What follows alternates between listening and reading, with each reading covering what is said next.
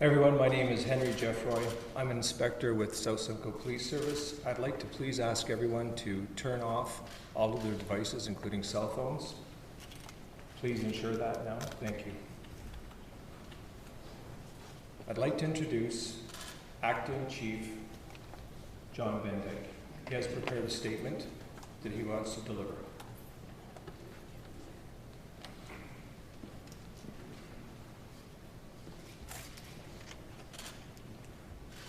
Thank you for attending here today.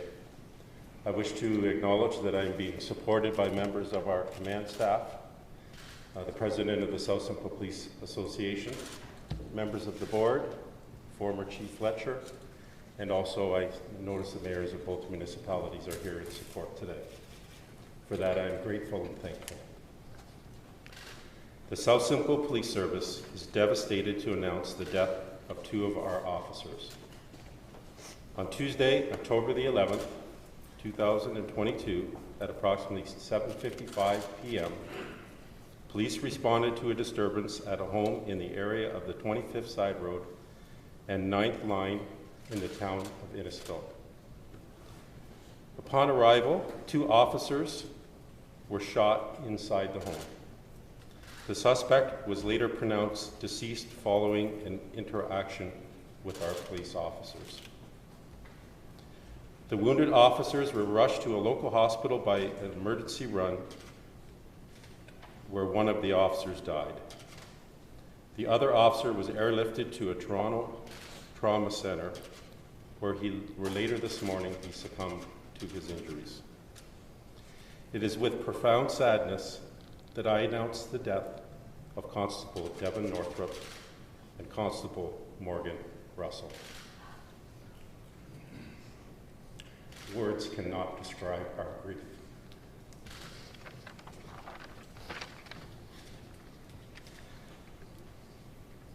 Constable Northrup was 33 years old and a 6-year member of our service, currently assigned to the Community Mobilization and Engagement Unit.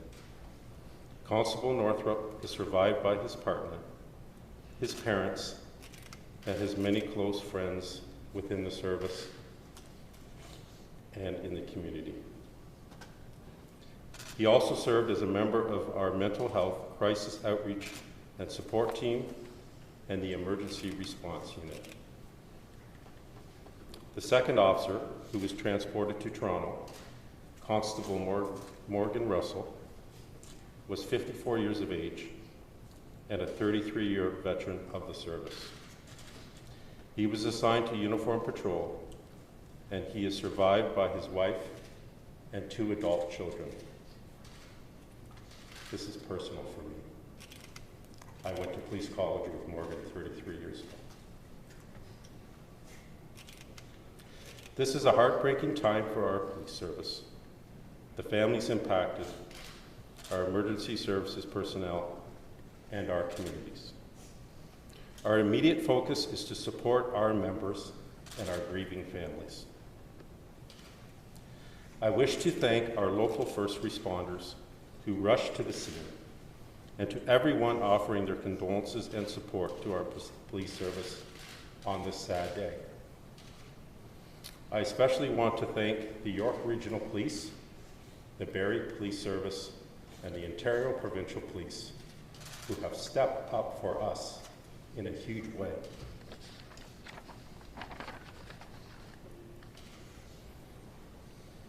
We recognize that the community has questions, as do we. We have requested the York Regional Police to conduct an investigation into the circumstances of this incident. We must acknowledge that the Ontario Special Investigations Unit has invoked its mandate. I am therefore very limited in what information we can share. I understand that the SRU will make themselves available once this conference is complete to answer any questions you may have of them. We ask for your patience and privacy as we attempt to come to terms with the loss of these 2 beloved members of our family. Thank you, and thank you for your support today.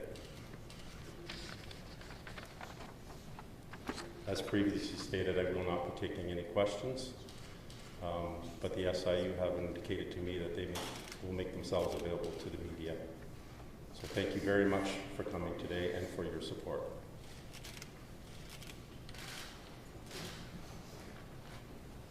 God bless you, sir. I do have copies of the media release.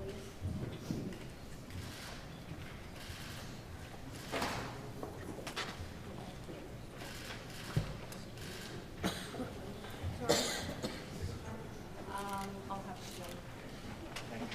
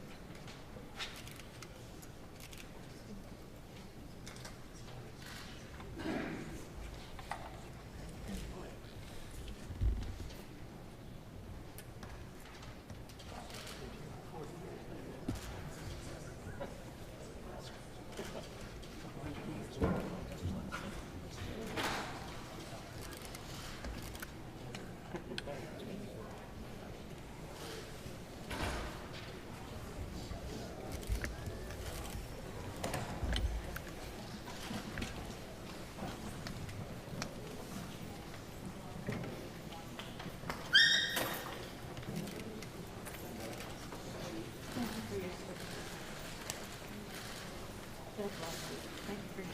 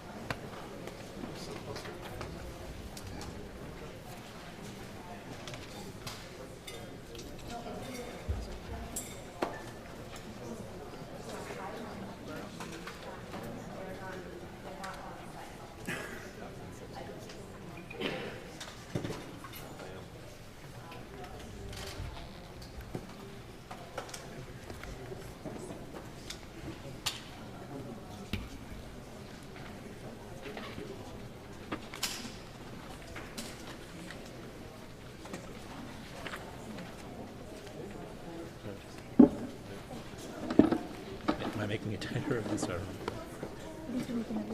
yeah. Thank you so much. No problem.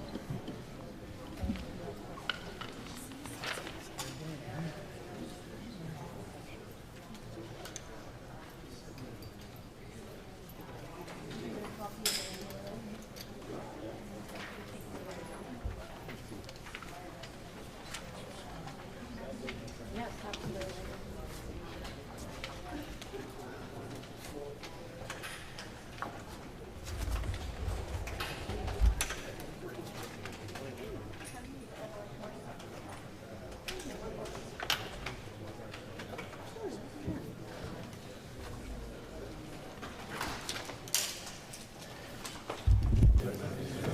To say that our community is devastated would be an understatement.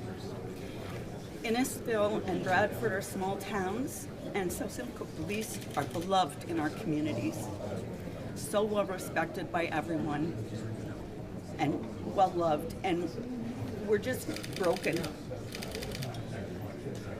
Our hearts are broken for the families and for our police colleagues. And it's a dark day, and it's going to take us a long time to process this. But we will be there to support our Simcoe Police colleagues, and we will be there to support the impacted families and friends. Thank you. Is it safe to say that the officers in this community are more in touch with the community because it's such a smaller place? It is, and many of them, you know, we know their names. We know each other. They're not just police officers. They're our friends. Did you know the two officers? Yes, What just wonderful folks, and just great for our community. Very, very, very dedicated police officers, and just good people. do you remember anything like this happening around here before? Anything similar to this? We lost an officer in the early 2000s, also in the line of duty. Al Kuzmich was his name. But this is more something you see from like Toronto. Yeah, this is not something that we're accustomed to here. It's a safe place, and this is a shock to all of us. Can you describe the officers, how they were involved in the community? So, I didn't know Devon that well. He came to one of our police services board meetings and was demonstrating a new drone that we had purchased. But Warren, known as Mo, his nickname, we golfed together in a golf league, and he's been with us for a long, long time, and he'll be so missed by the community.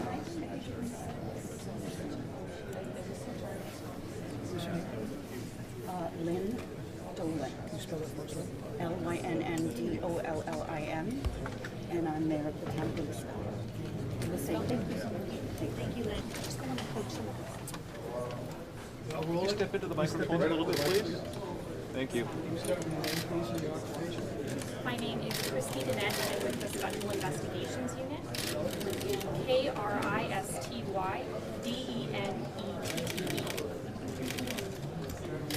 The Special Investigations Unit has invoked its mandate in the death of a 23-year-old man.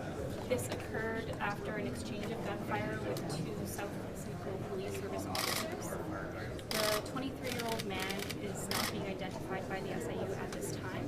According to the SIU's policy in death cases, consent has to be provided by the family, and in this circumstance, the man's family has not consented to the release of his name. The man's autopsy is scheduled for Friday. Until that time, the investigation is ongoing. There remains SIU investigators at the scene. They're collecting forensic evidence, etc., that will assist us in determining the circumstances that led to the man's death. What do you know led to the death? There was an exchange of gunfire in the residence, and the investigation is ongoing. So, Did it happen as soon as they walked in the place? as far as timing as to when it occurred, that remains under investigation. There was an exchange of gunfire between two officers and the man, and that man was pronounced deceased at the scene. Was there a third officer? I'm sorry? Two deceased officers? Correct. Was there a third officer that responded to the call? Not that I'm aware of, but I can't confirm that. Was the firearm seized? There was a firearm. Yes, the man's firearm. Long gun, short gun? I'm not able to identify the type of firearm at this time. It's under investigation. Was the 23-year-old known to police? I cannot confirm the type of weapon that was used. Did the suspect take his own? That is under investigation. There is an autopsy scheduled for Friday that will hopefully be able to shed some more light on the cause and the method of the man's death. Can you tell us where in the house the officers were shot? I cannot tell you where in the residence the officer was shot. It was inside the residence. That's all I know. Were there any other families present? I can't confirm that. What can you say about where the man was pronounced deceased, whether it be at the scene or the hospital? The man was pronounced deceased at the scene. How long did it have an interaction before the police arrived? How long were the police there? As far as a timeline, all I have right now is 8 p.m. and there was a call about a disturbance, and then the 2 officers responded and were in the home when the exchange of gunfire occurred. Was it as soon as they got in the home, or is it time past? I can't actually confirm on this, like the exact sequence of the events at this time. Who called the police for the disturbance? There were family members. In the house? Was this house known to police? I can't comment on that. Really, the focus of the SIU investigation is the officer discharge of the firearms. How long after were officers taken to the hospital? And was that in the hospital? I can't comment on that. I'm not sure. With the disturbance, was it called because of the 23-year-old, or was there another occurrence going on? I believe it was related to the man. Did the man live there? Was that The man lived at the home. Was he known to police? I don't know who may or may not have lived in the home. Really, the focus of the SIU investigation is discharge of firearms. Did you know how many shots were exchanged? Or how many bullet casings were found at the At this scene? time, it's very preliminary. Forensic investigators are at the scene currently trying to determine how many gunshots and that type of thing. It would be too early to comment. Another thing I can add too is, as far as officer designations, it's also preliminary to say that there have been no officers who have been designated at this time. What timelines are you looking at in terms of being able to report back to the public about what occurred here? Sure. As far as timelines, the SIU aims to complete its investigations within 120 days. So that will be what the SIU strives to do in this circumstance. We're hearing that it was a long gun. You can't say the specific type of it. Was it a rifle-style gun or without specifics? I believe it was a rifle-type handgun. However, I'm uncomfortable confirming with the type really at this time. I'm not. It's a little bit out of my bailiwick, to be honest. Yeah. So long gun, anyway. I can't say for sure. I can't say for sure. But more will be known as far as like within the investigation. More will come out. As you guys know, if there's a director's report that's produced, there will be more details that will come out in due course. Is there any truth? There's from a few people that say that the shooter was waiting for him in the basement. I can't comment on what the individual may or may not have decided to do. Is it for sure there was not a third officer then? I don't have information on that. However, I can't comment. I don't know. And it was those officers called for backup or called that they were shot? I don't have that information. Yeah. Thanks.